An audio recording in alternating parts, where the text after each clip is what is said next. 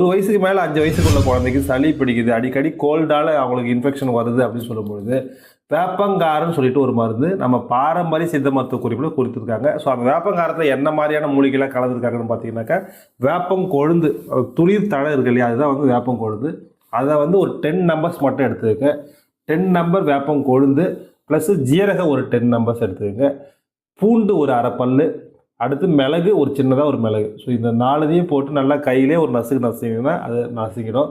நசுங்கின பிறகு அந்த மூலிகையை வந்து குழந்தையோட தாய்ப்பால் கிடைச்சுன்னா தாய்ப்பாலில் வந்து போட்டு ஒரு 10 நிமிஷம் ஊற விடுங்க. அப்படி தாய்ப்பால் கிடைக்கலையா பசும்பால் இருக்கு இல்லையா, அந்த பசும்பாலை போட்டு ஊற விடுங்க. ஒரு 10 நிமிஷம் ஊறின பிறகு அதை ஃபில்ட்ரு பண்ணிங்கன்னா அந்த வந்து அதுதான் வேப்பங்காரன்னு சொல்லுவாங்க. அந்த வேப்பங்காரத்தை வந்து 5 ml குழந்தைக்கு கொடுத்தீங்கன்னா போதும்.